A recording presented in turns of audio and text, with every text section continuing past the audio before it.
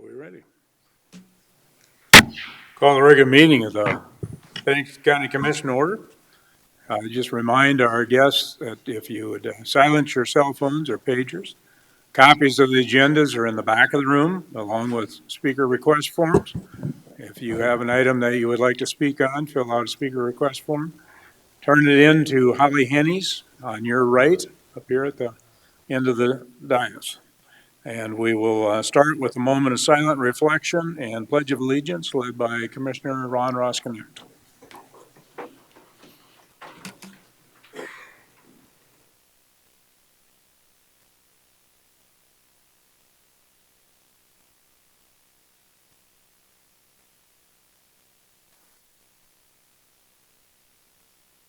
Thank you. I pledge allegiance to the flag of the United States of America and to the republic for which it stands, one nation, under God, indivisible, with liberty and justice for all. Thank you, Commissioner Roskinick. Next item on the agenda is oaths of office for Commissioner Roskinick, Commissioner Hadcock, and myself, having faced re-election this past year. Judge Pfeiffer. Judge Pfeiffer is going to do the swearing in for Commissioner Roskinick. Thank you, Commissioner Drews. Commissioner Roskinick, if you're able, can I have you stand and raise your right hand? You have with you the oath of office. It's my pleasure to administer that oath. Again, for the record, my name is Craig Pfeiffer. I'm the 7th Circuit presiding judge and official in the state of South Dakota who is authorized to administer oaths, and it is my privilege this morning to swear in Commissioner Roskinick. Commissioner Roskinick, I'll ask you at this time then, if you would, to orally give us your oath of office.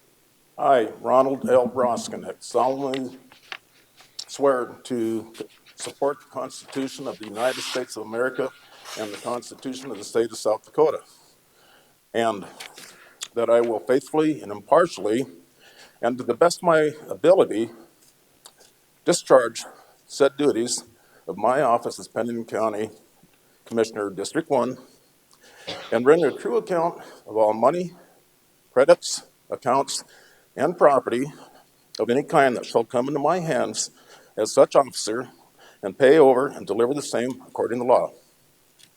My privilege to consider you sworn in as District 1 Commissioner. Thank you.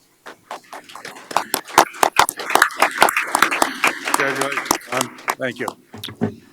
What I'm doing, Commissioner, is attaching my seal of office. At this point in time, then, what will happen is that I'll give that, assuming I can get the seal to work, to Ms. Hennies for the county official records. Thank you, Judge. Thank you for the Thank you, privilege, Judge. Commissioner. Thank you, Judge. Next one to be sworn in is Commissioner Hadcock. Cindy Moeller will be doing the swearing in. Hi, Miss Cindy. Good morning, Cindy Moeller, Pennington County Auditor, and it's my privilege to have Deb read her oath of office and get her sworn in this morning. Thank you, Miss Cindy. I, Deb Hadcock, solemnly swear that I will support the Constitution of the United States and the Constitution of the state of South Dakota, and that I will faithfully and impartially and to do the best of my ability to discharge all duties of my said office of Pennington County Commissioner, District 3, and render a true account of all monies, credits, accounts, and property of any kind that shall come into my hands as such officer, and pay over and deliver the same according to law. Thank you, Deb. Thank you, Miss Cindy. Thank you.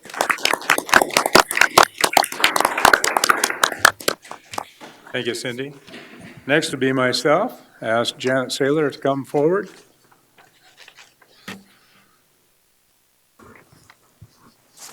Good morning. I'm Janet Saylor, the County Treasurer, and it's my honor and privilege to swear in Gary Drews as County Commissioner.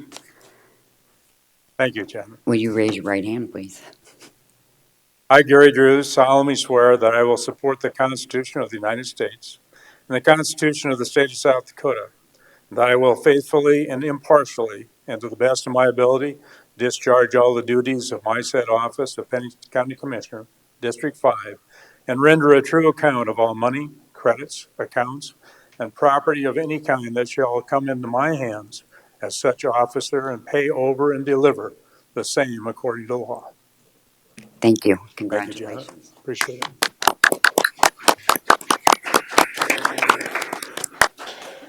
Congratulations, Gary. Thank you. Congratulations to you.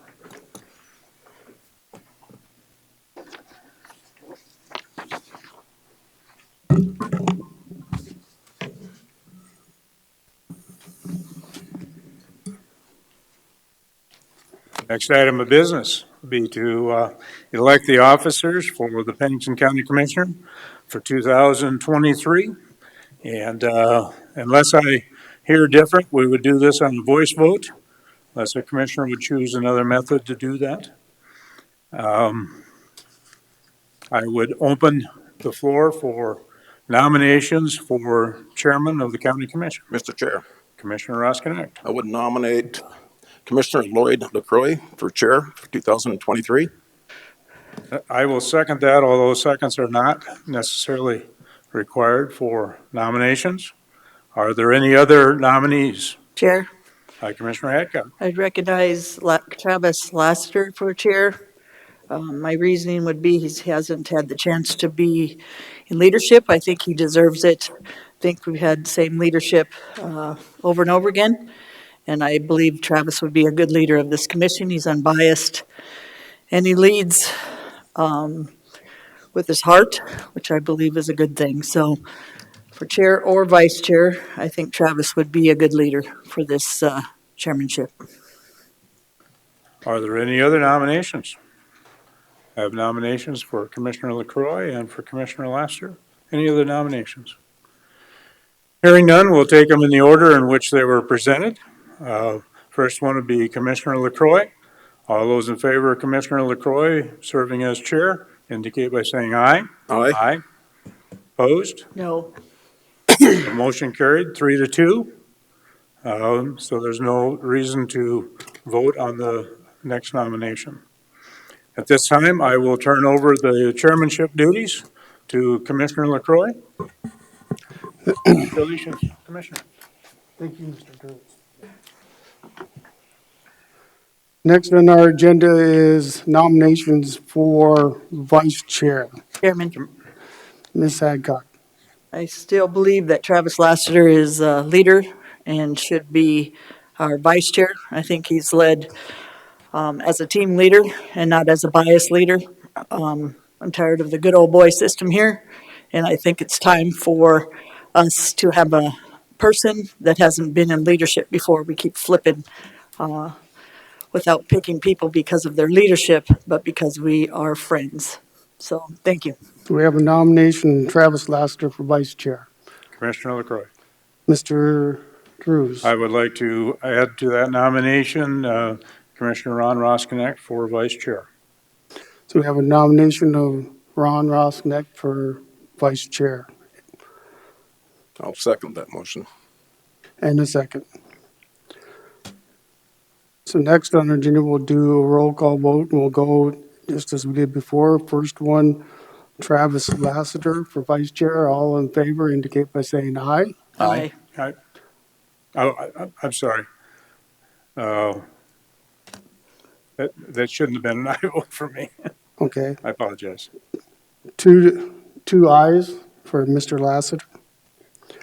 Next, we have Ron Roskinek. All in favor of Ron Roskinek as vice chair indicate by saying aye. Aye. Aye. No. Opposed? No. Ron Roskinek is the new vice chair. Good old boy system. Mr. Chairman, Mr. Lassiter. I'd like to, I want to say something right here at this moment, if you don't mind. I appreciate the opportunity that Commissioner Hadcock and Commissioner Roskinek, what they did, they called me up, they asked me why I wanted to be a part of leadership, and we had some good conversations about that. I appreciate that. That's where I appreciate when we can have some of those discords and things of that nature so we can figure out who's got what skills, who's willing to do what. I guess where I get disappointed is, as Commissioner Hadcock mentioned about a good old boy system, it seems as though sometimes we get wrapped up in what's been going on, and sometimes change can be good. I'm not saying that because I'm upset that I didn't make it. I think I can lead, even not being in a chair's position or vice chair's position. I just think I haven't played politics with anything. I've been straightforward with everything that I've desired or put it out there, and I just want to make a comment to that statement that I appreciate Commissioner Roskinek for reaching out to me and us having a good, frank conversation, and Commissioner Hadcock for reaching out to me as well for the conversations we had about leadership. So thank you very much. Thank you, Travis. Very well taken. Next on our agenda is item 6 is to establish the commission salary. Is there any discussion? Chairman, Ms. Hadcock? so when we talked about it, this says 3%. When we talked about it in compensation, it was 4% because we did that for all the employees in 2023. I just wondered why it was 3% instead of 4%, not because of any other reason that we had decided in compensation, if I'm correct, that everybody would get, including the other elected officials, 4%. So, just take in consideration, maybe the 4%. I'll recognize Holly Henry's office manager. Commissioner Hadcock, the answer to that is that when budget preparation was done way back last April, May, June, the 3% was the directive given to match the state certified CPI. The 4% wasn't decided on until quite later in the process, and the compensation committee, that was just a few weeks ago. So I would absolutely support the board using the 4%.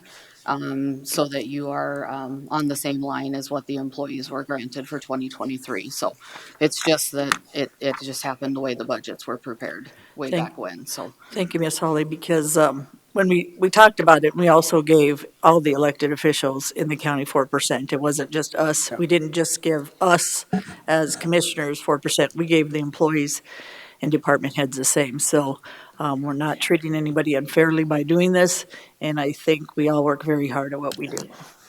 Thank you, Deb.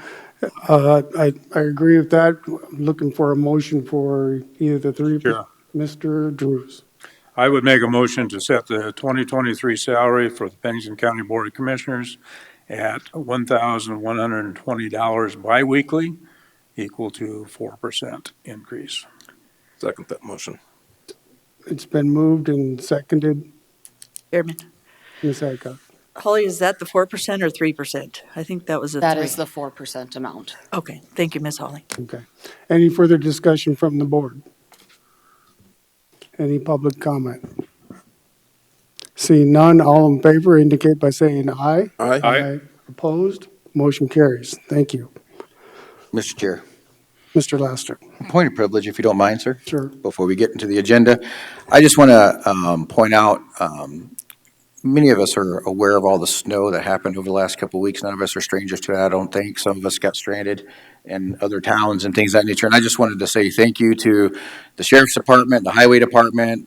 There was a lot that went on during those couple of weeks with all the snow. My wife and kids were stuck on the interstate from 1 o'clock in the afternoon till 9 o'clock in the evening, and along with many other individuals. So it's not just about my family, it's about all the individuals that were out there. And so I just wanted to say thank you to all those that were involved with getting all those individuals off the road, getting them into shelters that night. Sheriff, if you don't mind, how many individuals did we have to navigate into shelters that evening, and, you know, after getting them off the roads and things of that nature because of what was going on? Yeah, close to 200, and many of them were down there in New Underwood where I'm at. So I just wanted to give a big shout out and thank you to the county individuals, setting up the EOC, highway department for getting out there and getting vehicles out of the way so we could get people off of the roads and get them either into shelters or get them home. So thank you very much for that. I appreciate it. Mr. Chair, Thank you, Travis. Mr. Ron Roskinek? before we get too deep into this, I just want to say thank you to the other 4 commissioners for your services in 2022, and I look forward to working with you in 2023. Thank you very much. Anybody else, since we can open the floor?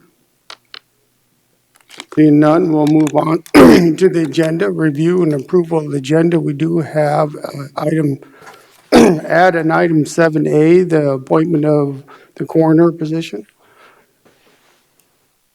I'd look for a motion to approve the agenda with that addition. So Mr. moved. Chair, Mr. second. Moved by Travis, seconded by Drews. Any discussion? Any public comment? Seeing none, all in favor indicate by saying aye. Aye. Aye. Opposed? Motion carries for the agenda.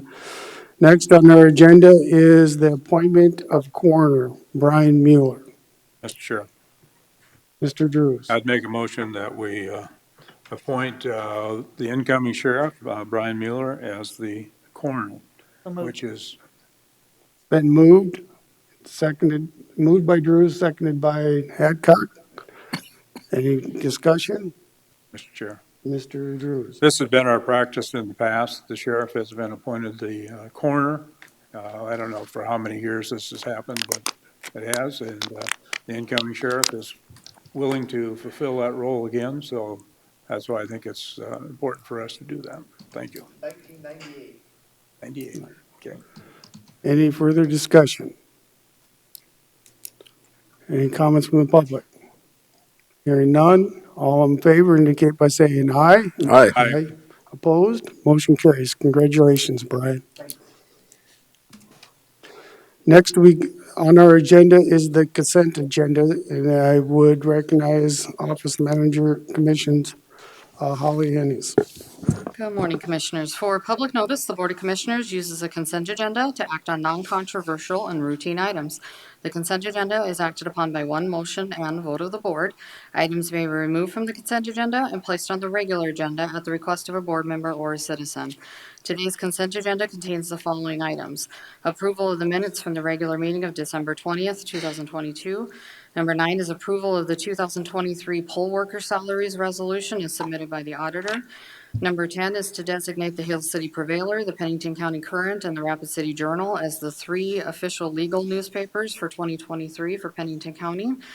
Number 11 is approval of the 2023 Humane Society contract as submitted by the Sheriff's Office. Number 12 is to designate Wells Fargo Bank of South Dakota and First Interstate Bank as the primary active depositories for 2023 pursuant to SDCL 7-20-13 as submitted by the Treasurer. Number 13 is to acknowledge the Public Depository Liability Quarterly Report as submitted by the Treasurer's Office. And Commissioners, at this time, we have a request by citizen Chet Ellsworth to remove item number 8, which is the minutes from the consent agenda. Okay, thank you, Ms. Holly. Is there any items other than item 8 from the commission that they'd like pulled? Chair, Ms. Hadcock. number 9, please. Any other from the commission? Seeing none, any other from the audience, the public? Hearing Mr. none, Chair, Mr. Roskin. move to approve items 10, 11, 12, and 13. Second. Moved by Roskinek, second by Lassiter to remove, approve 10, 11, and 12, and 13. Any discussion? Seeing none, all in favor indicate by saying aye. Aye. Opposed? Motion carries. Item number 8, Mr. Ellsworth.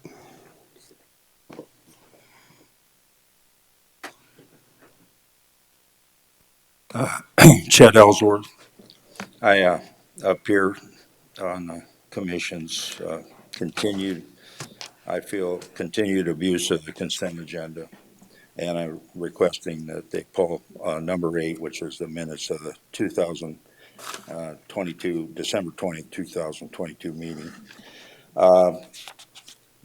Within those minutes, there was item 21A, where there was, and I'm referring to the packet on that item, where there was a correction made in the in the minutes or in the policy and procedure. There are upon statements made by the manager, Ms. Hennies, and Commissioner Lloyd LaCroix and Mr. Drews.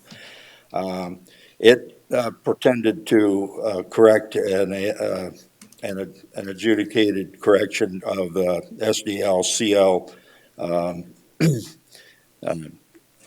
1-25-1 to remove public comments from the special meetings by correcting language on the speaker request form.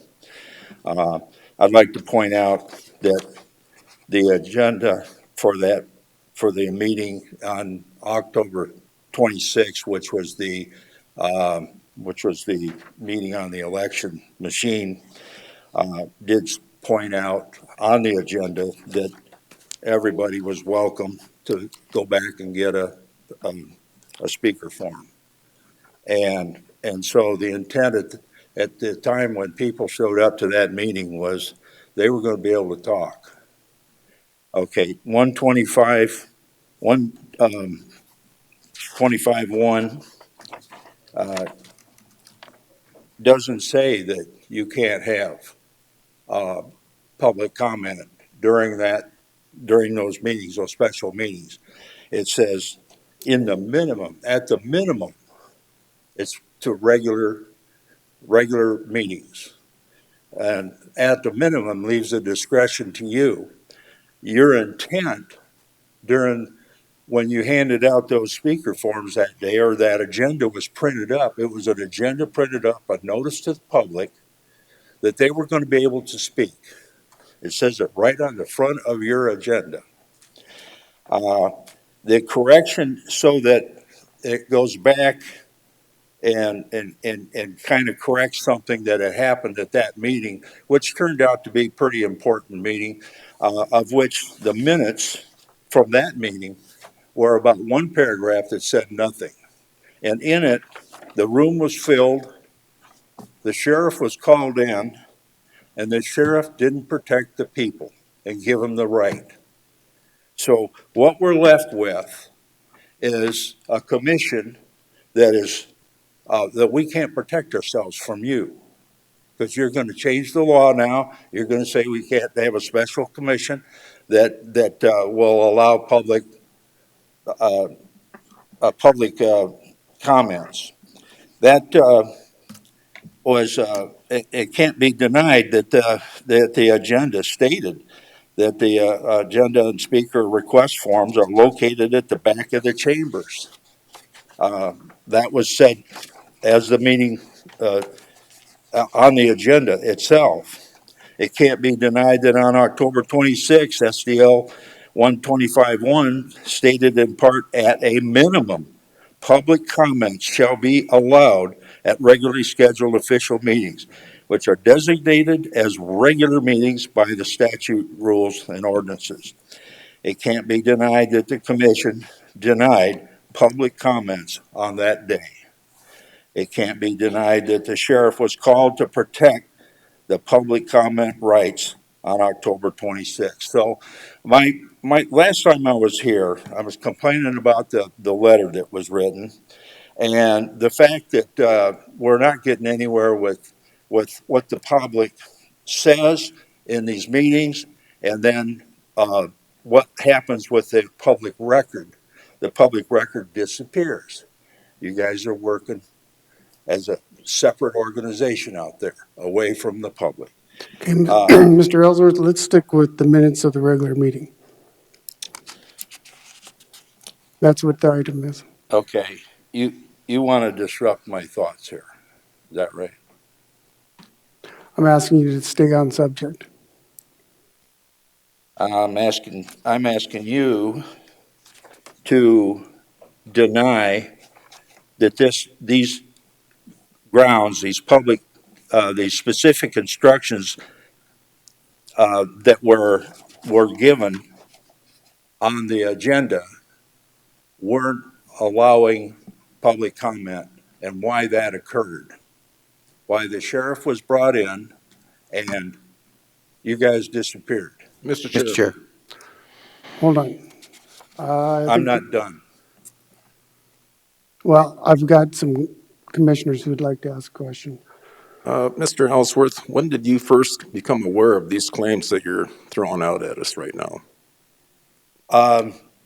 Last week, Did you have an opportunity to reply to each one of the commissioners or send an email to our office manager so that we could review these claims to see if they have any merit at all? Because we're not in a position that we can. At the end of the last time meeting. We're not in a position to answer your questions because we don't have the material in front of us. Right now, you're throwing accusations without any support. and I don't appreciate you disrupting our commission meeting. Okay, I'm disrupting your commission meeting. okay, you done, Mr. Laster? Mr. Chair, my point goes to this, and maybe he doesn't understand that. Actually, that March 26th meeting after that all happened, and y'all can correct me if I remember this wrong, once we realized that the statement on the public comment form was wrong, we wanted to make it in line with the state statute and what our rules are for the commission. That's why there was the change on that particular form, not because we're trying to hide anything.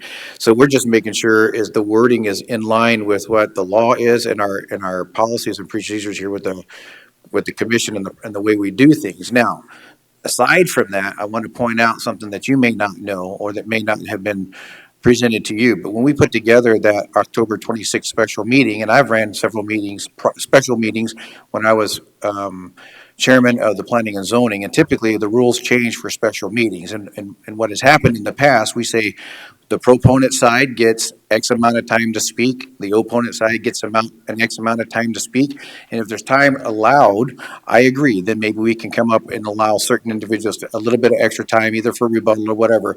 But typically, the special meetings are already designated, so much time for one side, so much time for the other. And the individual that we coordinated that with is supposed to let everyone who knows to support that side or the other side, that they have that amount of time to support by giving their speech or consolidating everybody's speaker request forms underneath that particular speaker or series of speakers so that they can get the most amount of time to present their side. So we didn't do anything differently except for maybe there was a miswording on the public speaker form, but that's why we worked to get that changed so there wouldn't be that confusion for future special meetings later. We only brought the public forum about 2 years ago, and we've changed it a couple of times because we've seen how it may or may not meet the needs of communicating what the commission is expecting of those who are coming up here, but also communicating the rules appropriately. Thank you, thank you, Mr. Laster, that's very well explained, very well explained. So with that, Mr. Ellsworth, as you've heard, please keep to the minutes of the regular meeting of December 20th. Let's not go back and rehash the previous meetings. Well, the policy procedure and public comment period it says nothing. It just says it's being changed. And so that's what I'm here for. I'm saying that it was trying to correct something that you guys made a mistake on back on the October 26th meeting, and you're trying to cover it up. On the face of the agenda that day, it said you could make public comments. It says right on it. I agree. I'm not arguing that. I don't think any of us are arguing that. Okay, well, what happened was you didn't allow them to do it that day. Okay, and this policy and procedure is trying to go back and rectify something that happened in the past. We have now a complete disavowal of any meetings that could have this public comment in pursuant to what you're changing it to. It leaves at your discretion. Why did you take, just last week, take 21.5 and change it when you didn't have to? Because it says in there, it says at the least, you can have the meetings, regular meetings have the public comment. Why would you want to take the public comments away from any meeting, which you did, and you did it at that time? The sheriff was called. Our whole thing is we're trying to protect ourselves from what you're doing. You're taking away our free speech. You're adding to it. Shortly after that, all kinds of reparations or things are happening. You know, certain public speakers that were at that meeting have had Mr. Ellsworth, retribution from the Mr. Ellsworth, courts. let's stick to the regular meeting on December 20th. We're going back over, as I've explained to you in the past, we have a complaint form that you can fill out. That way we can research it and get you the information as needed. But we are on the minutes of the I 20, December referenced, 20th referenced meeting. your packet. So let's please keep it I short. referenced your packet where Ms. Hennies is stating, and she admits right in there that at a minimum, all meetings are required. That's SESD CL 125. It's in your memorandum from last week. I'm expected to hand that out to you. No, you don't want that stuff from me. I've got what she said here, and I've also got a copy of the October 26th meeting where it says agendas and speaker request forms are located at the back of the chambers for that specific meeting, which you completely took us away from. Here, Ms. Hadcock. Mr. Ellsworth, did you fill out a speaker request form today? Yeah, Were you recognized? yeah, he Okay. recognized me. Are you allowing to have free speech today, sir? I am here to comment on the abuse of the system that you're using for the consent agenda. You're Mr. taking Ellsworth? washing items, you're Ellsworth, washing Mr. items away, our rights away from us without any public comment. Okay, Mr. Ellsworth, you filled out a speaker request form. You've got to speak. We didn't limit your time at this time. You are speaking free speech, and you're doing the opposite and saying the opposite of what's happening for you today and what happened for other constituents in the past. So this board has been more in their process and procedure at listening and letting people speak, which I appreciate the public coming and speaking. But everything you are saying and everything that Ms. Hennings or anybody else has done has gave you these rights as well through changing that process, and you're still being able to do your speaker request, speak your free speech, and everything the opposite of what you're saying today. So I guess I'm not getting what you're trying to say today, except the past. And it hasn't been changed any different because you are still speaking the same today as you've done the last year. So I'm trying to figure out what has changed for you in your free speech and your process in which speaker request forms are filled out. Well, it's, I believe that everything is correct. Ms. Hennings did the right thing and this board did the right thing. So at this point, sir, I think what you're saying is nonsense. You come up here and speak on stuff that your rights are not taken away, that your free speech is not taken away, and that those speaker request forms are done in a way so all people are treated equally up here to be able to speak, sir. So I disagree with you today, sir. Mr. Ellsworth, I'd respectfully ask you to wrap it up in about 30 seconds so we could get on with the other people's agenda that's on public. well, last week's 21A, or last meeting's 21A is a retroactive attempt to change things and make it right from the October 26th debacle. I'll move on. The second thing was the vouchers. The vouchers that you guys signed, and it was item 24. We now have, as of 2 days ago, we have an audit report from the state coming in that names the missing $400,000 that John Morrell was part of, and which is the guy that's gone. He's the guy that hired Butler, and now Okay, there's nobody here to Call the tell me question. I call the question. that's enough, Mr. Ellsworth. Question's been called. about the vouchers. Question's been called. Take a vote on calling the question. Is there any discussion on it? Oh, no. No discussion. All in favor indicate by saying aye. Aye. Opposed? Motion carries for calling the question. So we're on item 8 of the minutes. I'd look for a motion.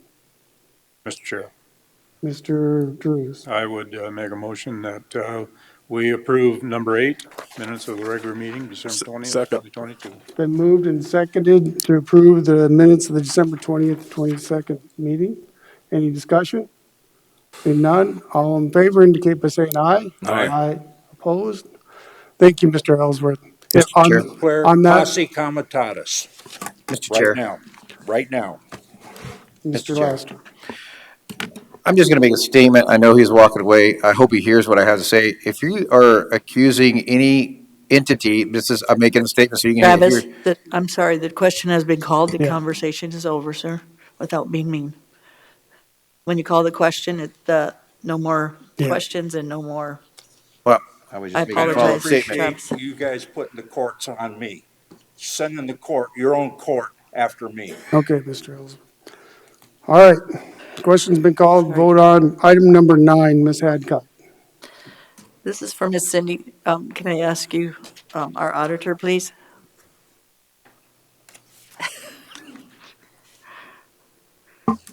So on the paying of superintendent's deputies, includes $30 for election school? What does that mean, Cindy, on The, above and beyond, or? the poll workers are required to come to election school for training. It Okay, takes them about 3 hours to do that election training before the election, okay, and so that's what we pay them. okay. I apologize, and I don't think the public knew because they were asking me, so I thought we'd make it so everybody understood. Thank you, Miss Cindy. You're welcome. Any further questions for Cindy? I move approval. It's been moved. Second. And second by Ross Connect. Any further discussion? Seeing none, all in favor indicate by saying aye. Aye. Aye. Opposed, motion carries. Thank you, Cindy.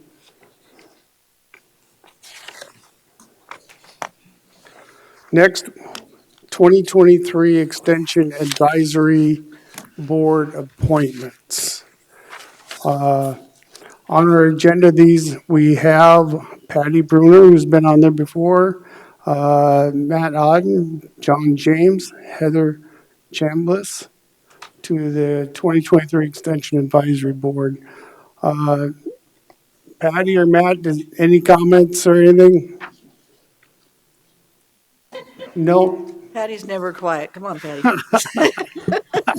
Mr. Chair, I'd recognize Mr. Drews. to start it off, then I would make the motion to appoint those four to the 2023 Extension Advisory Board and approve the chair's signature to the warrants of appointments. Second. It's been moved and seconded for approval. Any discussion, Ms. Hadcock? Chair. So I have said this over and over again, but I'll keep saying it. 4-H is a good diversion program for kids. I've approved and loved this program. Used to be involved with it with myself. So you couldn't have found a better diversion program for children in Pennington County or the surrounding areas. So thank you to all these four for being on this board and making a difference, because those children really need you. And you've made a difference. We've seen it over and over again.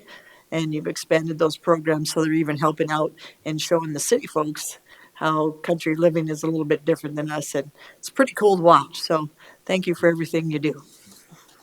Thank you, Ms. Hadcock. And I'll second what she just said. After being on the liaison for, I don't know how many years now, 3 or 4, you guys do an outstanding job, and it's very well appreciated. So we do have a motion and a second. Any further discussion? Hearing none, all in favor indicate by saying aye. Aye. Opposed, motion carries. Thank you, guys. Thank you. Thank you for all you do and your commitment. Next, we come up to item number 15, Black Hills Council of Local Governments 2022 Performance Report Presentation. Ms. Jennifer, I'm not even going to try to do that. And thank you, Jennifer, for giving us, I think you sent the report out early last month, and so that gave us some time to go over a lot of that, what was in there. So with that, I'll turn it over to you, Jennifer. This is just for informational only. Good morning, Commissioners.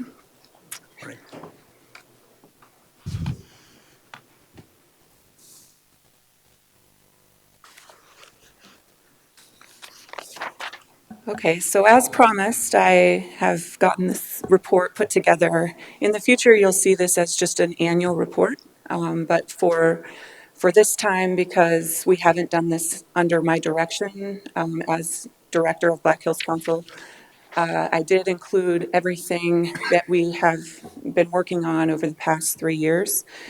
For those of you who've maybe been around this area longer than I have, back under the direction of Van, you did receive a report like this, and then it went away for almost 10 years. And so I thought it would be super helpful for all of our members to be able to see and hold in their hands really what they're getting with their membership through the Black Hills Council of Local Governments. So with that, I hope each of you had an opportunity to at least take a look at what's in the report. And so for me, it's really important that everyone understands where the numbers come from. This first information is really just the current members. So every one of our members has an opportunity to nominate somebody from their commission or their city council to be on our board and to come to the table and help make those votes and be part of our organization to make it better. And so with that, we've had the blessing of having Gary be on our executive board for the last 2 years. Typically, those positions change out every year, but with some of the changes of having a new director and getting everything organized under my direction, it was really awesome to be able to keep those executive board members for 2 years. Sadly, I'm losing 3 of them, so I'm hoping there's new blood in the water, people who want to serve on our board, because as you all know, showing up is, and getting people to show up is one of the hardest challenges, I think, for some of our small boards. So with that, this introduction talks about, our kind of our organization, the different services we provide. If you look at the very last part of this, we included this is 2021, but our budget was around 405,000 annually, and only 19% of those funds actually come from our membership dues. The rest of the funds that support our organization are through local contracts, things that we can charge above and beyond what's covered under the membership, and then also through grants from state and federal programs that we write for ourselves. These are some of the highlights. I'm not going to get too into these. I really want you guys to be able to see, and then I guess here's kind of a list of acronyms. So we're acronym-heavy organization, and it's easy to get lost in some of that, but we do provide that as definitions so that if you're reading the report and want to know where those funds come from, you're able to look through this and have a kind of a quick guide for that. So obviously we have 9 counties in our region. I'm going to flip through this, but I'm going to use the arrow right here. This first number, if you look, your return on investment, because I was struggling to find concrete historical data before the year 2000, I worked from 2000 forward. So for a 22-year period, the assistance obtained number is all of the different grants and loans that have been secured for community and economic development in each county, and then their dues paid over those 22 years. And then it gives you the return on investment. Down below, you'll notice, and this in years to come, this will just be a 1-year recap of everything we've done in the previous year. So these lists will get shorter because right here we're capturing 3 years worth of work that our organization has done, simply because I wasn't able to get this done for you in my first year as director or my second, mostly because of the CARES and ARPA approval. That brought a lot of work into our office, and I had to fill in a lot as a planner to do the work that I was doing before I became director. So and then this is recent work activities. These are things that maybe don't necessarily result in dollars obtained, but they're assistance items that we're providing, whether it's administrative assistance on existing grant and loan, or just the everyday phone call that we get from people who are utilizing your membership that you pay for. In Pennington County, we have lots of different organizations that call us and ask for assistance. So just letting you know what the information contains. I'm going to flip forward to Pennington County because that's probably what you're most interested in seeing. So a recap of Pennington County, and it's going to be the next 3 pages forward. Assistance obtained for Pennington County over the last 3 years for community development and economic development projects exceeded $245 million, and a majority of that is water and wastewater infrastructure. So as we all know, and have probably heard and been part of conversations, our region is, the growth in our region also requires to be supported, with new homes and new businesses coming, that needs to be supported by infrastructure, so roads and water and sewer service. And that's that's vital services that are required for any area that plans to live as a community or a society that's civilized, I guess. So with that, the dues paid, and that number is low. We've talked about maybe the specifics for that, but understand the dues paid is not just Pennington County. It's Pennington County plus those dues paying members. So any community that has a population of over 1,000 people is eligible to be their own member. Anybody who's under that is provided services under your membership. So with that, Wall, Keystone, Hill City, those smaller entities are getting services because you are a member. Also, those kind of odd duck entities that are fire departments, housing associations, sanitary districts, rural water systems, they're all also eligible to be able to utilize our services under your membership. So your membership is paying for more than just services provided to Pennington County. Going forward, so this is quite a long list. In the last 3 years, $193 million has been secured for mostly water and wastewater infrastructure, but we have other stuff as well included in there.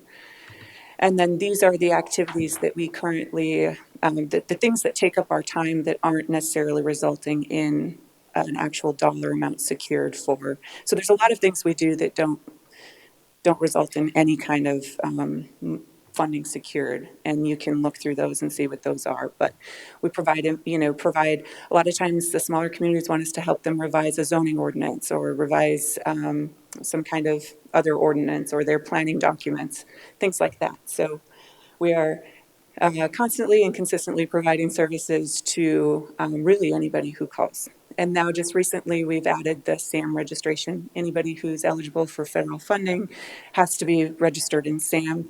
And the local PTAC, their rules changed, so they're not able to help government entities. They're only able to help private entities. So we've gone through a training to be able to provide that service as well. The list goes on. Yeah, so really, this is just an opportunity to kind of tell you what we're up to, let you know what those funds you invest in our organization are getting you, and then also an opportunity to answer any questions you might have about our organization, what we've got going on. I believe our current project list has actually decreased. The last time I was in front of you, it was 135 projects, and I believe we were able to close out some of those projects this last year, so we're really, or remove them from the list for whatever reason, and so we're down to about 105, which feels, even that little bit of breathing room for our staff has been super helpful, so. Chair. Ms. Hancock. Jennifer, I think you go above and beyond for not only our county, but every county that you work with. The projects that we have gotten done and the other counties have gotten done since you've been in charge is a good way of the Black Hills Council. I know there's a lot of people involved, but you have been the leader and the leadership in that group.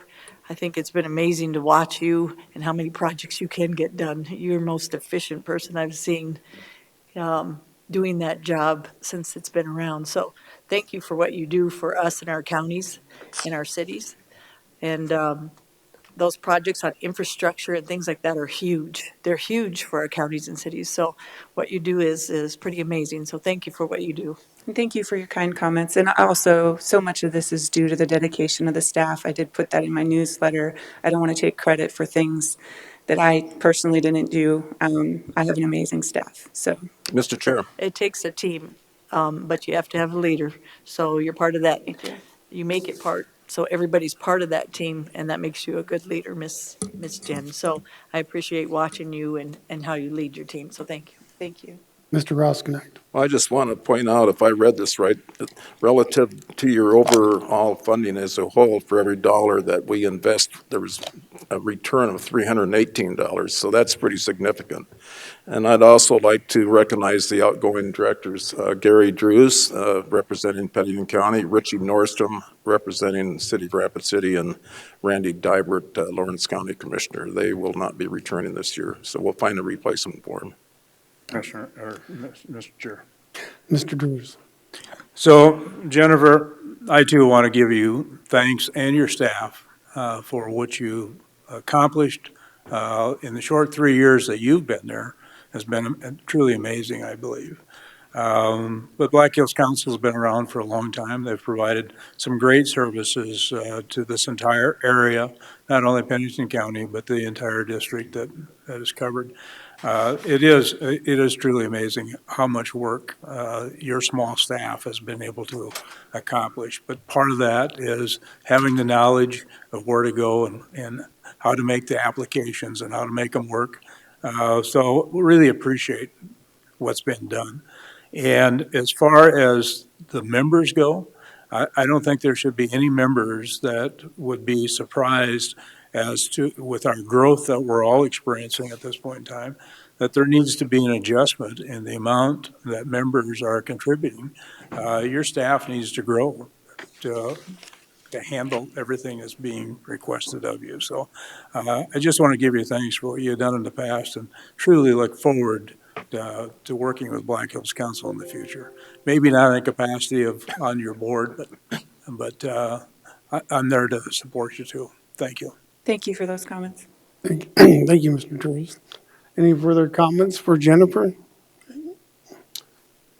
Jennifer, do you have anything else you want to finish up on? No, I just appreciate you guys, as Pennington County, have always been able to find people who show up. And it's so important when you're sitting around looking for a quorum to be able to make decisions, to have people who show up. So I really do appreciate that those of you who have served on our board were willing to show up to our meetings. So thank you for that.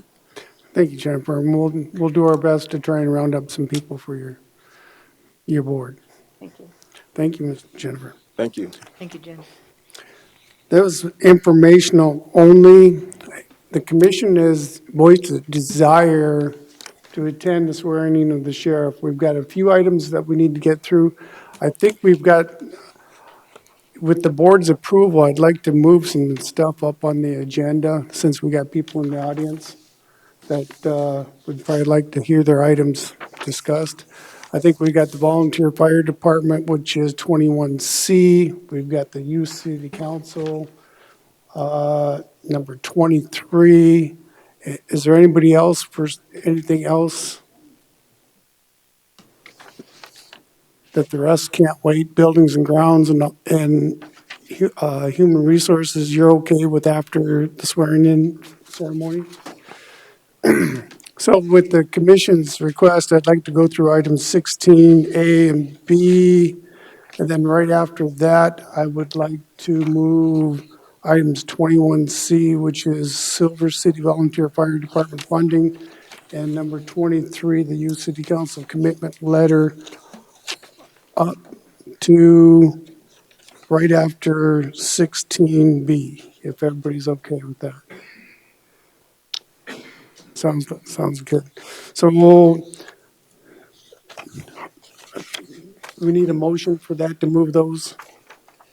Yes, that's what. I'd make that motion, Commissioner. I'll second that. Motion and a second to approve moving items 21C and items 23 till after item 16B.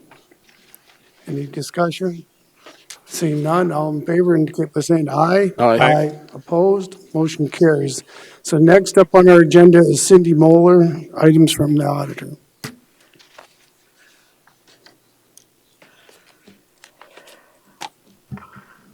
Good morning again. Cindy Moeller, Pennington County Auditor.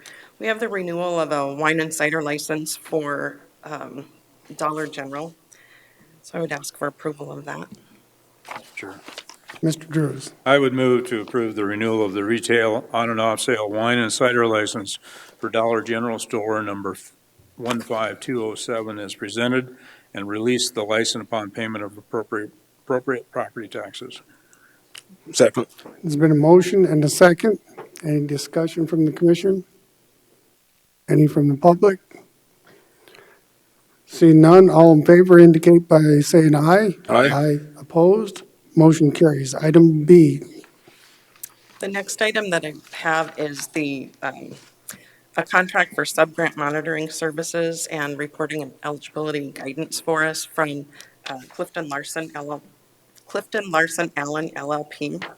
And they have I've worked with them on the contract. Liz has been involved in that, Jay has been involved in that, Tracy's been involved in that, so that they can assist with the sub-grant monitoring for Rapid Valley Sanitary for the grant that we have given them. And then they'll also assist Casey and I with the reporting, making sure that we're expending those funds on allowable expenditures and getting the reporting done correctly. Sure. Mr. Drews. I would again move to approve the master services agreement and statement of work with Clifton Larson Allen LLP and authorize the chair's signature on both documents. Motion's been made, Second? seconded by Chair. Ms. Roskinek. Mrs. Hadcock. Cindy, so is this contract till 2027 and why till 2027? It will actually be till the funds are expended, and we have until, I don't think we'll end up going through 2027. So if we sign the contract, does it say 2027? The contract is going to be based on the use, so on the billable hours. So once we're done with setting everything up for the sub-grant monitoring, once we're done with expending the remainder of those funds, we won't be utilizing them anymore. Okay, so we're not obligated till, No, ma'am. okay, thank you, Miss Cindy.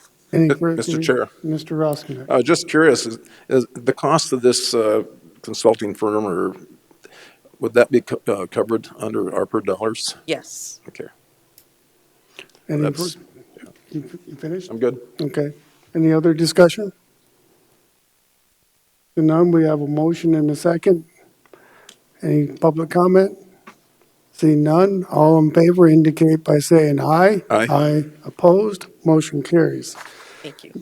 Next on our agenda, since we did some moving around, is number 21C. And that is Silver City Volunteer Fire Department funds. Jerome, do you have any comments on this?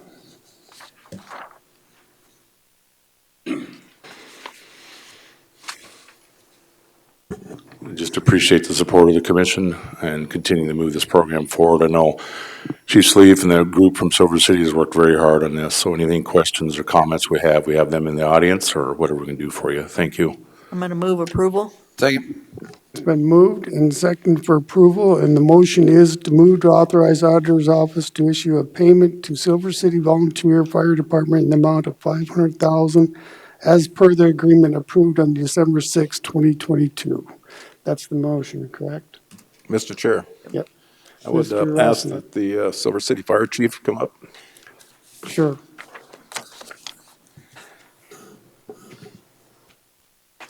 So Phil, this is, we've come a long ways to have you here and approving the 500,000. And the last time I talked, now you guys are pretty much going to be ready to start moving dirt over on the intersection of 385 and Broad Gulch. Yep, just north of Broad Gulch, and good morning, Commission. Thank you again. We're just north of Broad Gulch. We have some local folks that have some equipment that can start that process. Not sure on the weather, but as soon as possible, we're ready to get going. Of course, we need to get our building permits and those items in line. We have a committee set up for the construction.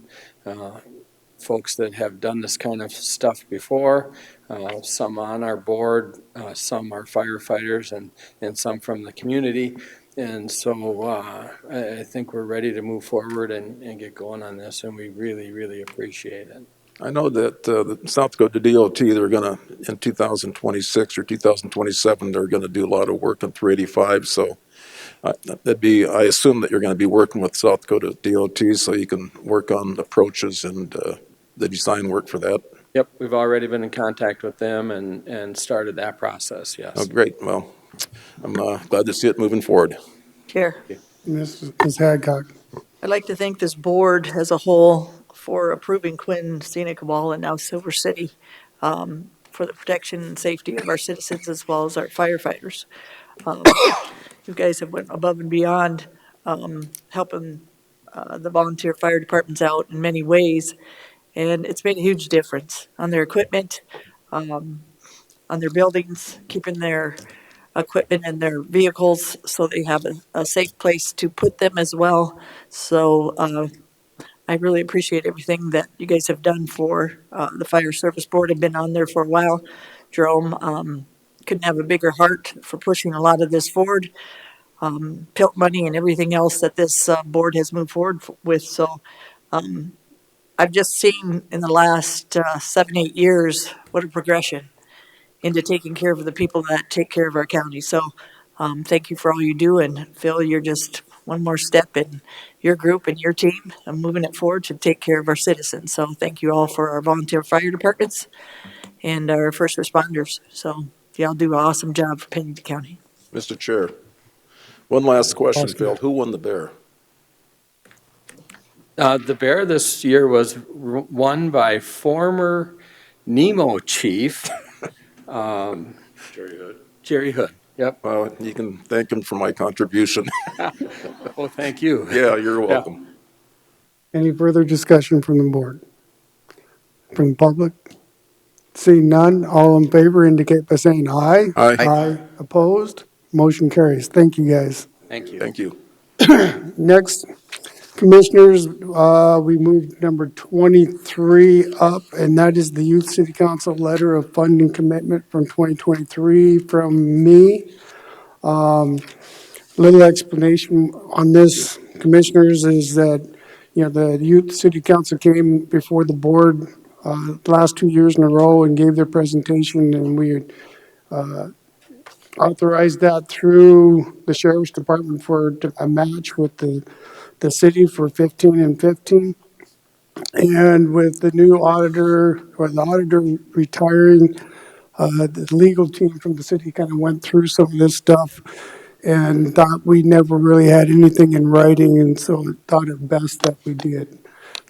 So this is what you have in front of you, and we've got an updated letter of commitment that the city would like, and I'll read it out to you guys.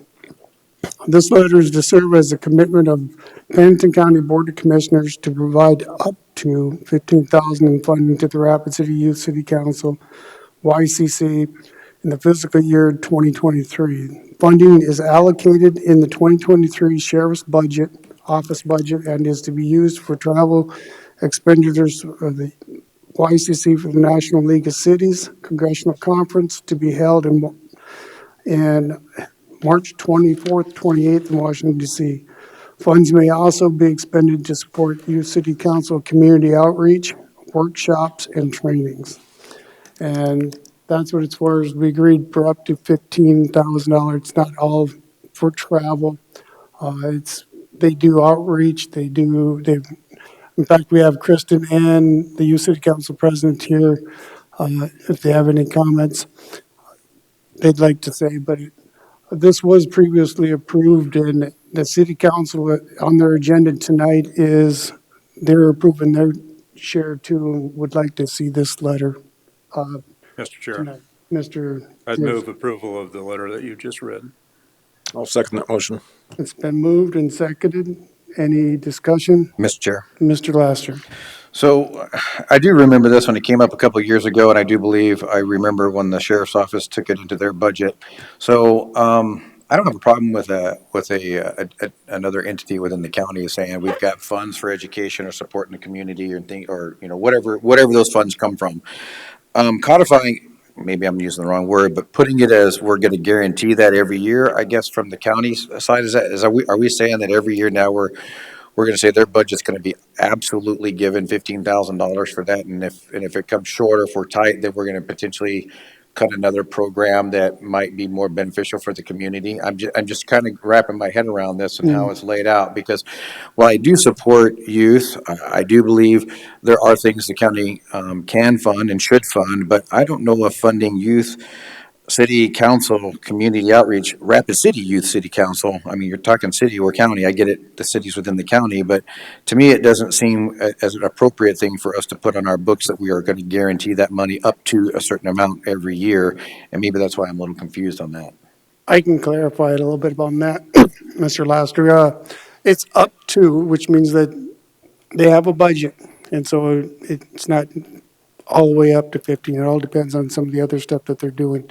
It's very clear to this youth city council that this is not a guaranteed amount. That's why they come to our budget hearings. The sheriff's budget could change. He may have to reduce it, and that may be one of the cuts that has to be made. So it's not a guaranteed every year, it's an ask. And if the sheriff has in his budget, he'll help him out. Follow-up. Do we require them to do a certain amount of fundraising and see and review that to see that they're actually putting effort in? I mean, I remember when I was in high school and we wanted to go to DC for our speech and debate program. We had to raise a proportion, if not all of it. I can't remember. It's been a few years ago, but, is there a requirement for them to raise a percentage of that funding to do that traveling? At this point in time, no, but you've got Kristen out here, and then you've got the council president who, when they come into next year, that's one of the things I think that's been discussed.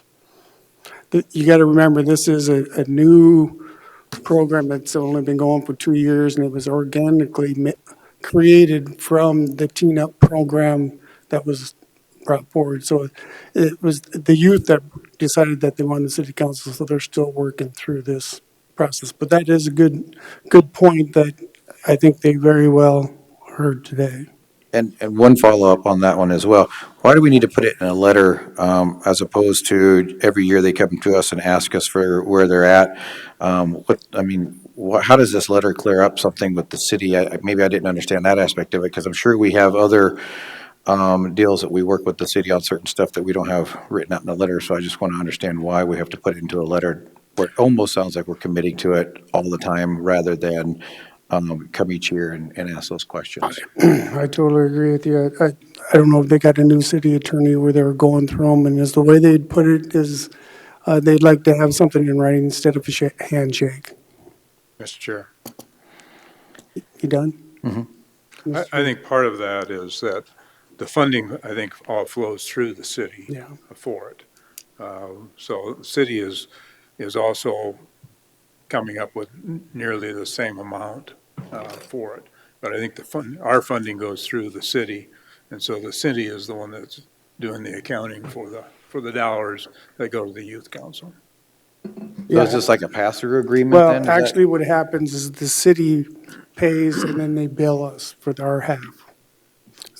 Correct, Cindy? Money's not expended unless it's been done, and the city's paid for it, and then they just bill us for half of what's been expended from the youth city council. Chair. That's why it says up to. Ms. Hadcock. So a couple of things.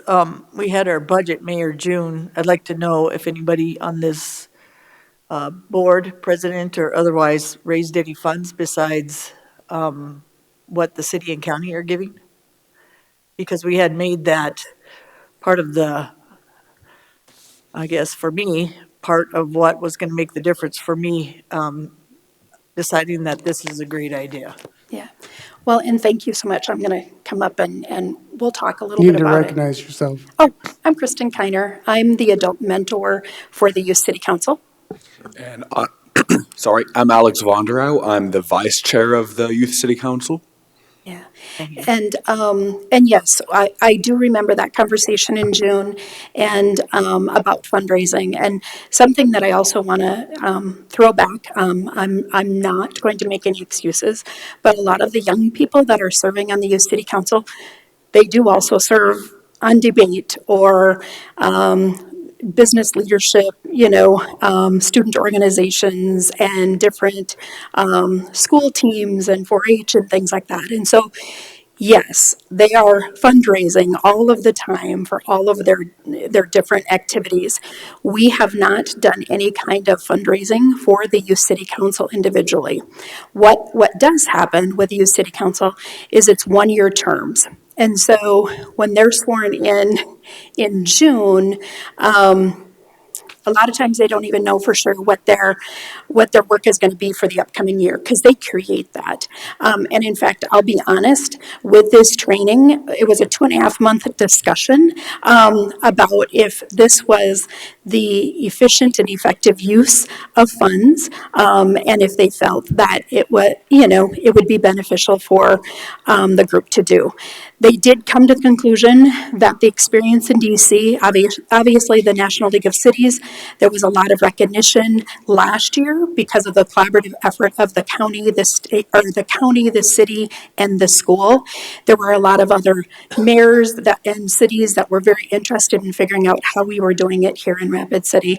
So they did decide to go back to DC this year. Not to say that next year is, DC is going to be where they're going to want to go, or if there will be other trainings within the community. I will take it back, and I'm sure Alex will take it back to the youth city council that fundraising needs to be prioritized in some way or another for the upcoming future. Thank you, Kristen. For me, I even said I would commit, but I never heard anything from anybody either. So, I don't think that's for me, I don't think that's many businesses that you'd have to fundraise for to get some of the money to move forward. Most of the groups that I've ever seen, they've always fundraised for it. And then people covered the rest. And I'm not seeing that here. I think your group is amazing, what you guys do and what you've done. So I'm not going to discount that because that's pretty awesome. But there's a commitment and showing that you are committed to something by that fundraising. And I'm not saying they had to raise the whole amount, just to show that effort that they actually tried or asked, because sending a letter doesn't take a lot of time for me.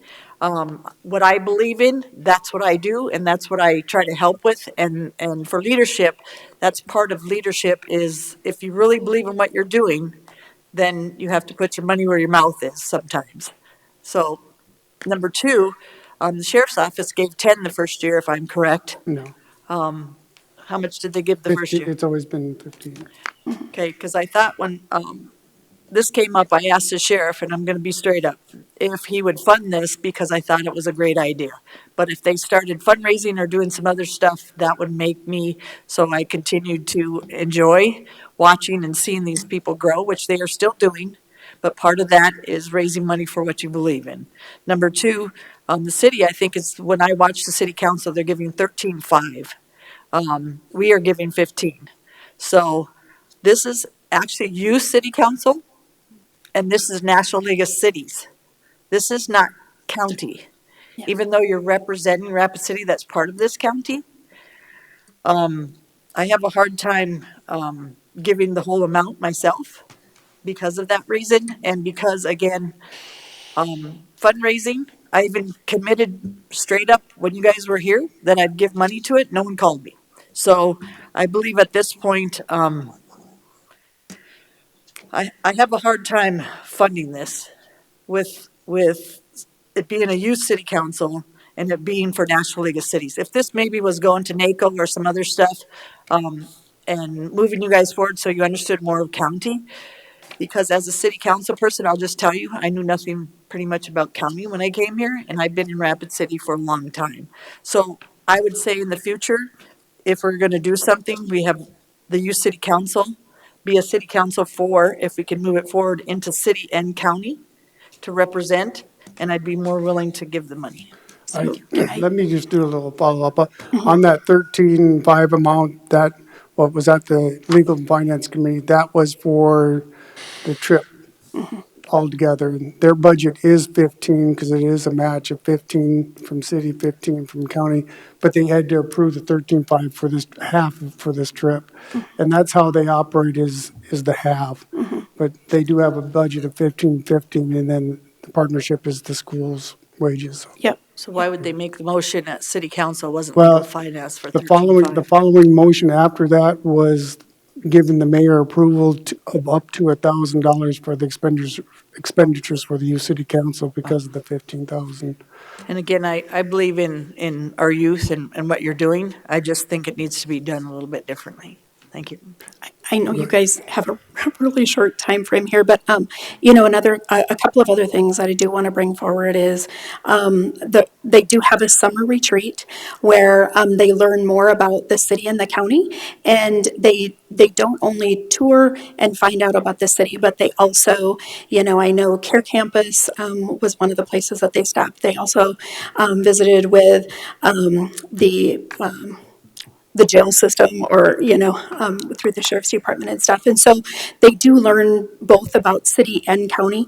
We do also have young people from Douglas that have served on the Rapid City Youth City Council.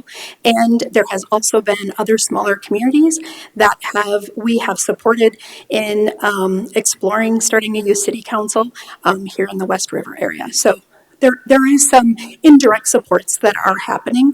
I do agree with you with the fundraising. I do appreciate bringing that forward, and the 13.5 was specific to the trip, but not the full budget of the youth city council with the other projects that they do. So, Miss Christine, I will agree this year because I do love your group, and I think you just clarified that you do some county work.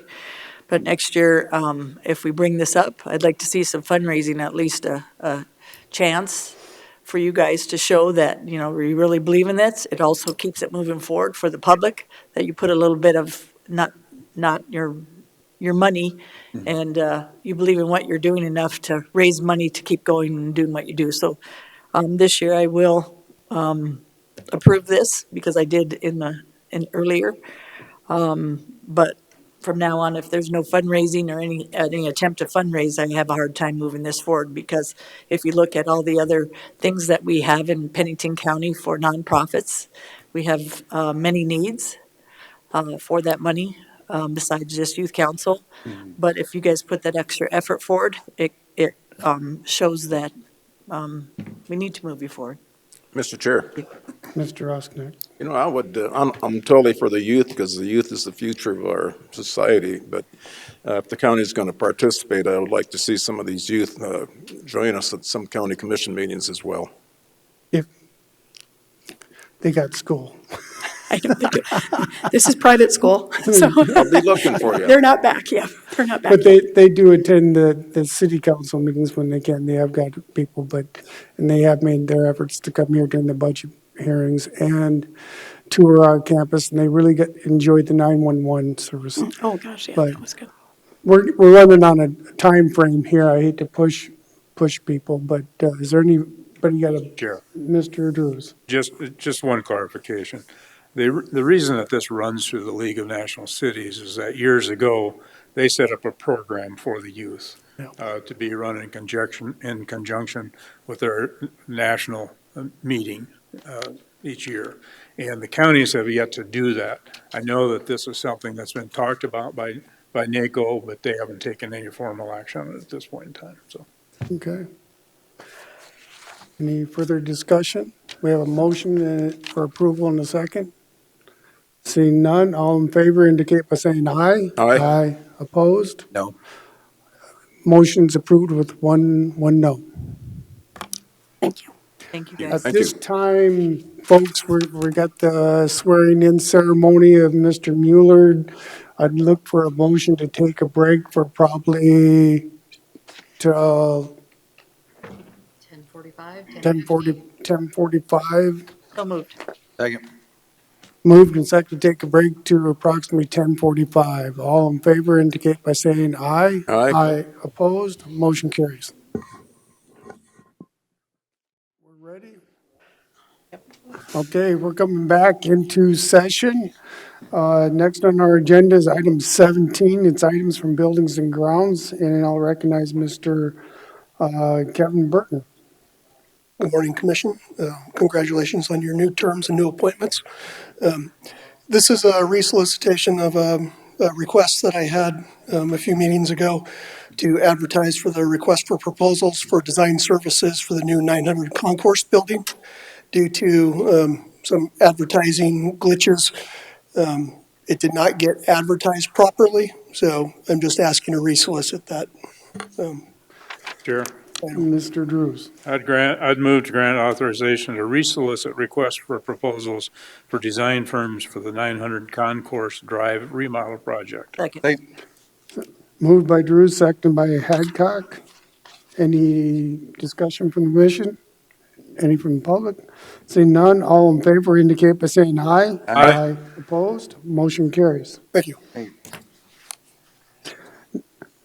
Item 18, items from equalization. Mr. Shannon Rittenberger. Good morning. Trailer house disappeared. Sheriff's office determined the taxes are uncollectible, so we want to abate the most recent tax bill, so. So moved. Second.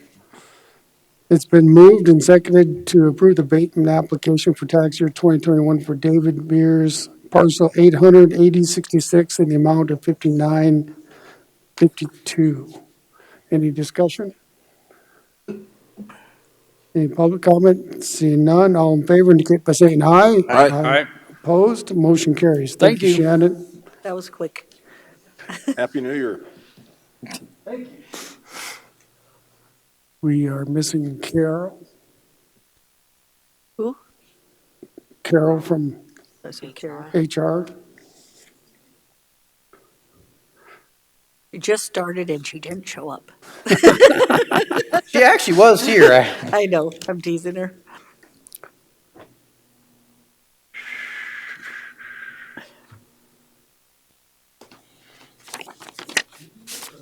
Do we have any speaker request forms for public comment? No, sir. I'd look for a motion to table the compensations committee meeting. So moved. Second. Moved and seconded to table the compensation committee recommendations A and B. All in favor indicate by saying aye. Aye. Opposed, motion carries. We can come back to that. We'll go to, went from items from public. I have no speaker request forms. So with that, we'll close public comment and move on to item number 21, items from Commission Manager Holly Hennies. Item A, annual review and update of the bylaws and rules and procedures. Ms. Holly Hennies. Commissioners, I apologize. I have to speak from here. When I unplug my computer, it dies. So I didn't print out my documents, but 21A is just to let you know that this is the time of the year where we need to review and update. There's no action needed today, but if you have any thoughts or comments or suggestions, please get them to me and I will place this on the agenda for the next meeting. Thank you, Ms. Holly. Is there any questions for Holly? Nope, just a comment, Chair. Ms. Hadcock? So in the past, we have said this, but it keeps happening by some of our officials. So information disclosure, so you know, any public hearing or meeting conducted by elected or appointed county officer regarding a quasi judicial matter as defined in subdivision 1-32-1-10 may be conducted informally to secure the information required to make the decision. The formal rules of the procedure and evidence do not apply to the conduct of the public hearing or meeting. And if you see this, it's in big for a reason. If any officer relies upon any evidence not produced at a public hearing or meeting, the officer shall disclose the evidence publicly and include the information in the public record to afford all parties an opportunity to respond or participate.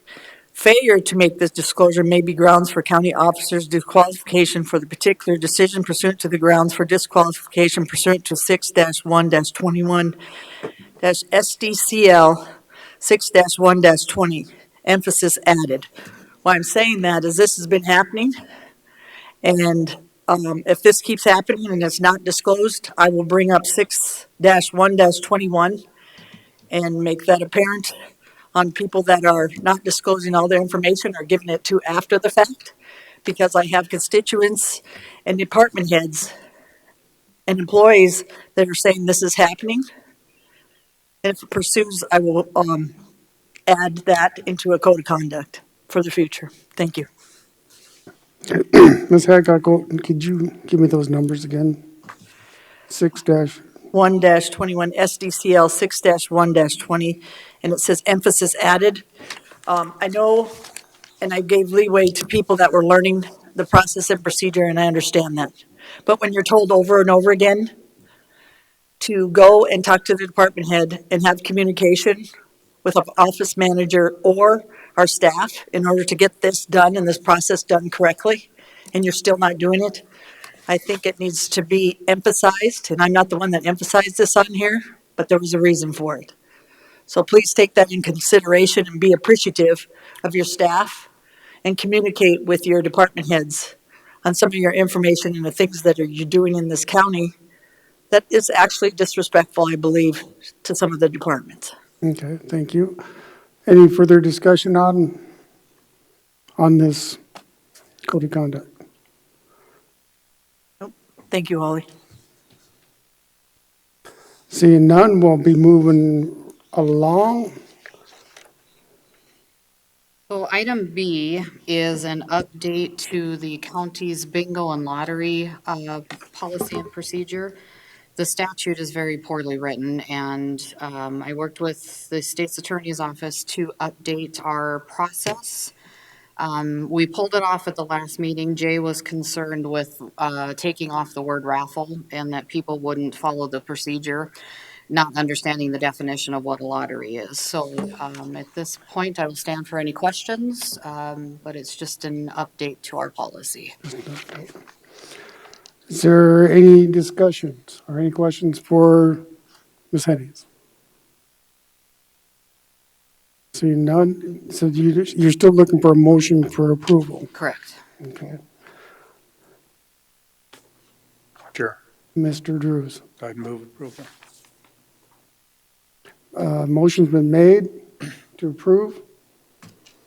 I'll seconded to approve the updated Pennington County policy and procedure for bingo and lotteries, raffles, and the notice of intent form. Any further discussion? Seeing none, all in favor indicate by saying aye. Aye. Opposed? Votes unanimous. And we dealt with item number C, the Silver City Volunteer Fire Department funds. So I would ask the commission to go back to take off the table item number 19, the item from Compensation Committee. Need a motion? Yep. I'd make a motion that we take items 19 off the table. Second. Motion's been made and seconded to take item 19 off the table and hear it. Any discussion? Seeing none, all in favor indicate by saying aye. Aye. Opposed? Motion carries. So now we're on item number 19. I'll recognize Human Resource Director Carol Bancroft. Good morning, Commissioners. Carol Bancroft, Pennington County HR Director. That the Compensation Committee that we met to review Policy 4.1 Vacation Benefits, and the committee agreed to the proposed revisions to the document that's in your packet labeled Exhibit A.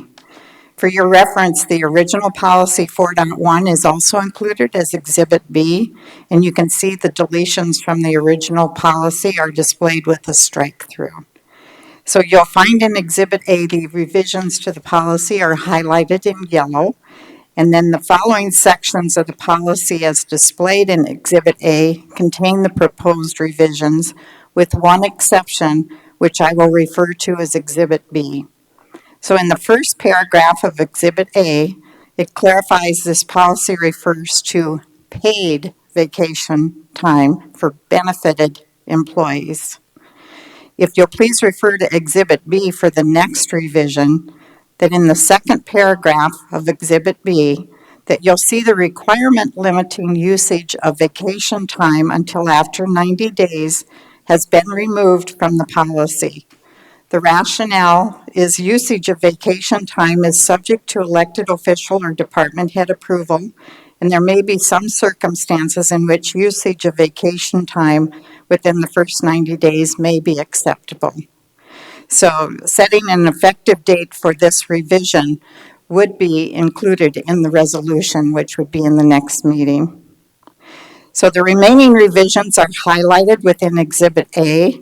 So in the fourth paragraph, it specifies that vacation is accrued based on paid hours in a pay period for non-exempt employees and based on pay periods for exempt employees. Then in the fifth paragraph, it outlines the military exception for active duty personnel to respect them for their service to our country. And they would accrue vacation benefits for affected pay periods for both paid and approved unpaid hours when they are serving for annual training and monthly job skills training. The sixth paragraph There are two matrix which breaks out the rate of accumulation for non-exempt based on number of hours per pay period, and for exempt employees based on each pay period. So adjusting the proposed revisions to Policy 4.1 vacation benefits is the recommendation of the Compensation Committee, and as such, it cannot be acted on until the January 27th meeting. I stand for questions. Any questions for Carol on this? Seeing none, I'd move on to item B. The sick leave policy, 4.3. So the Compensation Committee also met to review Policy 4.3, which is the sick leave policy. The committee agreed to the proposed revisions to the document that's in your packet labeled Exhibit A. For your reference, the original Policy 4.3 is also included as Exhibit B, and the deletions from the original policy are displayed with a strike-through. You'll find in Exhibit A the revisions to the policy are highlighted in yellow. The most impactful decision to propose to the revision to the policy is a recommendation to break out the subsections within the current policy to create a standalone sick leave policy and create individual policies with separate numbering system for each of the subsections as follows. So the one that we're reviewing today is the sick leave policy, which is Policy 4.3. And then we would have a standalone policy, emergency personal leave, a standalone policy for sick leave transfer program, and a standalone policy for leave separation benefits. And the Compensation Committee would provide the recommended numbers for these standalone policies in the January 17th Commissioners' meeting. So within Exhibit A, you're going to find the proposed revisions to the policy. In the first paragraph, it emphasizes employees occasionally need temporary time off from work to recover. The second paragraph clarifies non-exempt employees accrue sick leave at a prorated based on number of paid hours in a pay period. And the third paragraph clarifies exempt employees accrue sick leave at a prorated rate based on pay period.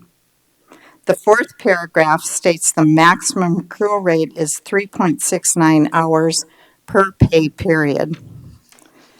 So in the fifth paragraph, it outlines again the military exception to respect our military and their service to our country for the active duty personnel to accrue vacation benefits for the affected pay periods for both paid and approved unpaid hours when they are serving for annual training and monthly job skills training.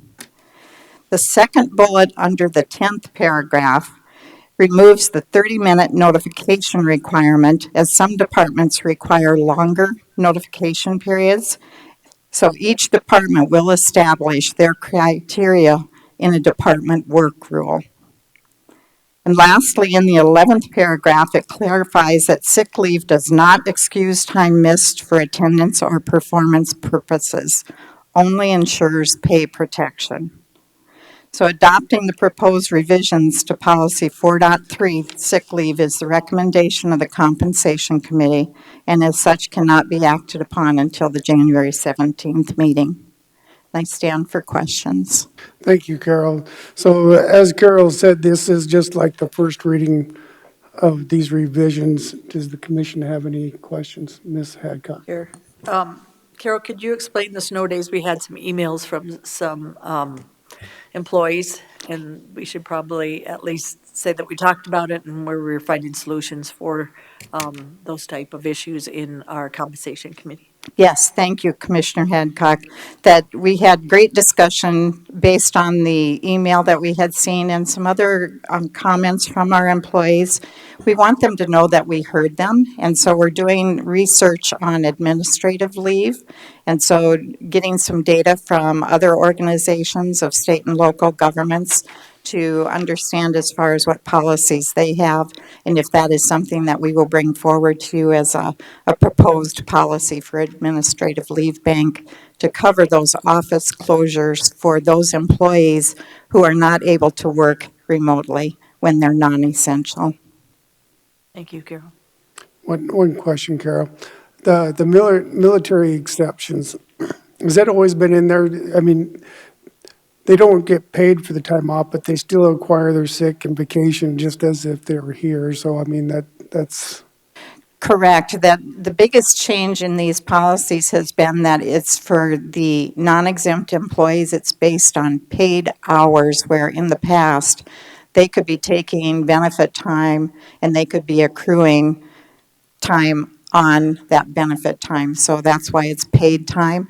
But we wanted to make sure we were being respectful to our military, that we weren't going to apply that same logic to them, that, you know, if it is their annual training that they're going through or their monthly job skills, that they would be able to continue to accrue.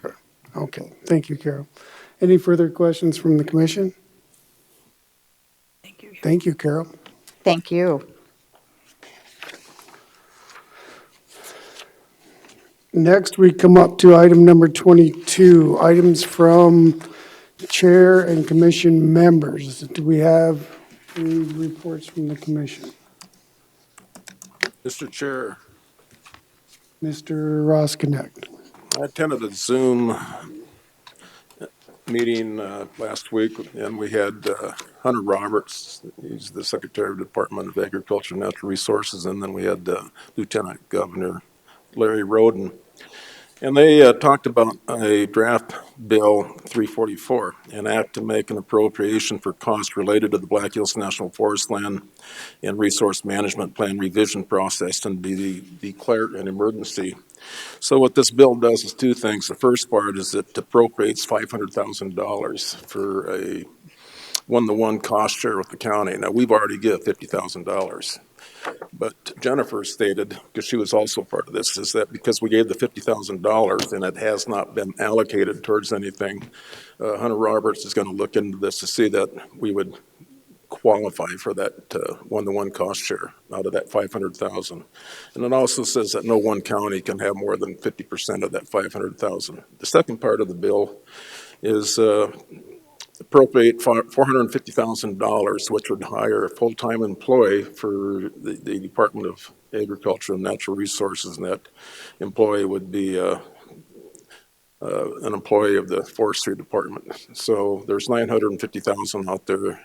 That would be South Dakota's participation, keeping in mind that the state of Wyoming, and this would be for the revision plan that we've been talking about. So Wyoming appropriated $1 million, and this bill would appropriate $950,000 from the state of South Dakota. Anything else not related to committee reports? Seeing none, we'll move on to, we already dealt with number 23, Leave City Council. Next on our agenda is everybody's gotten in their box of the 2023 committee assignments to be presented at the January 17th commission meeting. So we'll get those filled out and turned in. I do have, did Ron and Deb, did you want to report on the Pennington County housing? Sure. Okay. Ms. Hadcock?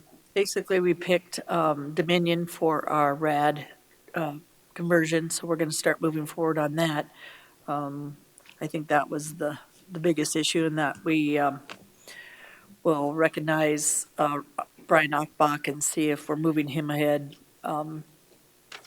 He's the CEO, but for raise and stuff at the next commission, which I believe he's been a really good leader. I'm a guy that has very sensitive to a lot of his employees and the things that are happening in his Pennington County Housing Authority. Couldn't ask for a better leader, couldn't ask for a better person running that. We have a great team of 5 of us that help make those decisions, but most of the time those are made already by him because he does his research. And a lot of times that research is spot on, which we give our comments on it, but he does an amazing job at this research to figure out what is the best solution for not only his employees, but for the constituents that he serves. So really have enjoyed being on that committee. Thanks, Deb. Ron, did you have anything you want to share from? Well, I did not attend that meeting because Gary and I went to Pier that same day to attend South Dakota Association of County Commissioners, and now I serve as a director on that. And so Pennington County's got a little stronger voice in these meetings. And then Gary, I believe he's vice president. So we're well represented. We talked about some of the various bills that would be coming down the pipeline and which ones were important, which ones we were going to send to the train station more or less. So there's a couple of bills that just didn't have a warm and fuzzy feeling, but I can go into detail. I didn't bring all my notes today, so. Well, we'll be starting getting reports for legislation starting at our next meeting. So we'll be getting those, and congratulations you two on your positions with the state board. Appreciate it. I don't have anything else on there, but I do, since we ran out of time with the youth city council, I want to go back and just make a few comments. You know, this was all, I got an email probably last week about on Thursday on this letter type stuff from the city attorney's office, and that's why it was kind of rush, and they just pretty much wanted something in writing, and so I did attend the legal finance committee meeting and confirmed what we'd done through our budget process, and I did confirm at that point in time too exactly what I said in here is that this is not a commitment every year. It's on a year-to-year basis, and Brian Mueller was in support of it, and so that's what I wanted to express to the commission. When the motion on the floor, Mr. Solomon had asked me if it was okay to make the motion to approve. He put it up for I think it was 14,000 or something like that, with the contingency with approval from this commission. So that was part of his motion. So, but I do want to say, you know, these young people have done some outstanding work, and as Kristen had said, this isn't, you know, it originated some of the support from the Washington group from National League of Cities, but you know, this group was organically started through the Teen Up, the youth engagement program, years ago, and that's how Kristen got in through being director. She was brought in through a grant process through the Fukurovich Foundation and with the school system. And so that's what started the youth engagement. And it was the youth engagement Teen Up that actually organically decided that they wanted to have a youth city council and looked into it. And John Bender helped them. Years ago, when we did, from the National League of Cities, we did the Strengthening Families Task Force. It was brought forward to youth engagement. Our youth city council was one of the things that that group looked at when we did a community needs assessment. But at that point in time, you know, we didn't really have the support of the mayor at the time, and then that was also being brought forward by adults. So it was pretty much a blessing that we didn't have that support, but the Fukurovich Foundation, Sandy Deagle, and Carmen Hansen still worked with the youth engagement, which got the youth involved in the community. It went from ACE to Teen Up, and the kids came up with a new name, Teen Up. And from that, you know, you're talking 9-year span here. That's where they came up with the city council. And so I believe this is a very new, it's new. It's only been going for 2 years. I think it's very unique that I believe, you know, you got the school system that supports their, the employees of Kristen and Sean helps out. And with both the city and the county support, I think that's a pretty amazing unity for this community. So, I appreciate Deb bringing that up with the fundraising. I bring that up quite often. But with our turn, you know, these are a little bit tougher city councils because they turn over every year to 2 years. You're getting a half of a group every year. So getting the consistency has to be with Kristen, and I think the message was pretty clear today with Kristen to find that track and help them move forward with where they're going to go. So I just wanted to explain a little bit more about that. We were running short on time and didn't want to take up a bunch of time before we went and seen that. So with that, do we have any more reports? Mr. Chair, Mr. Drews.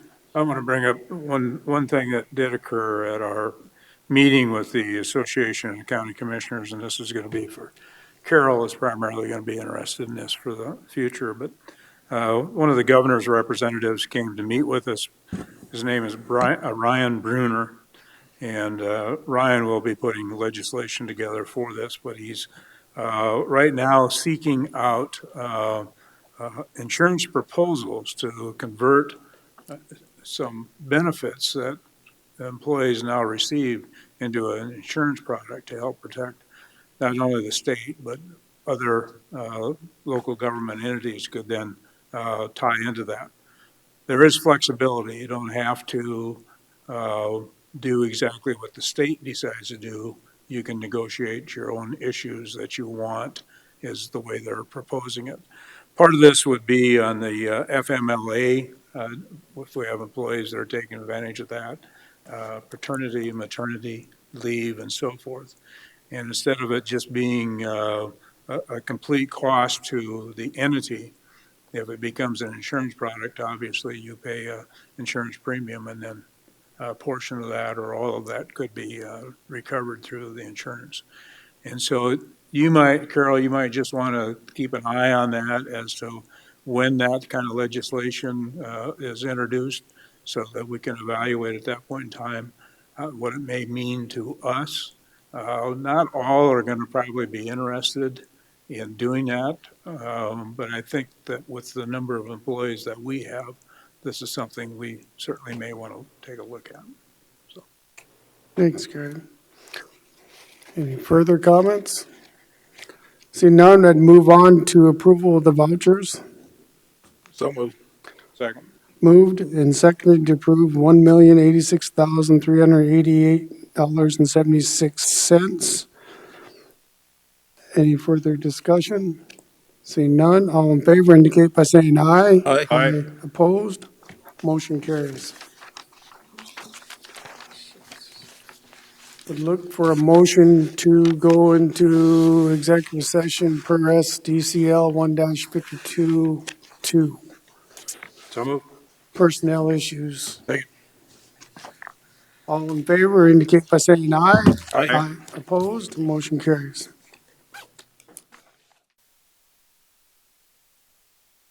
Executive session. Motion made and seconded to come out of executive session. All in favor indicate by saying aye. Aye. Opposed? Motion carries. First, I'd recognize Mr. Ron Roskinick. Mr. Chair, I'd like to make a motion to place Shannon Champion at DBM B23, Step 3, $22.02 an hour, effective January the 8th, 2023. Second. It's been moved and seconded to approve Shannon Champion's wage adjustment. Any discussion?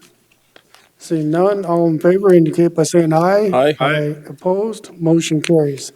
Next, I recognize Mr. Jay Alderman. Thank you, Mr. Chairman. Jay Alderman with State's Attorney's Office.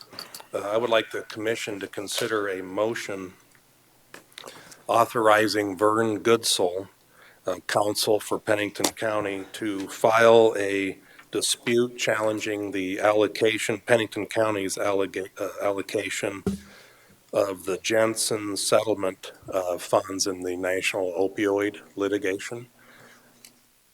I'd make the motion. Second. Moved by Drew, seconded by Lassiter to appeal the opioid settlement by Jensen. Any discussion? Seeing none, all in favor indicate by saying aye. Aye. Opposed? Motion carries. Thank you. Look for a motion to adjourn. So moved. Second. Been moved and seconded to adjourn. All in favor indicate aye. Aye. Opposed? Motion carries. We're adjourned.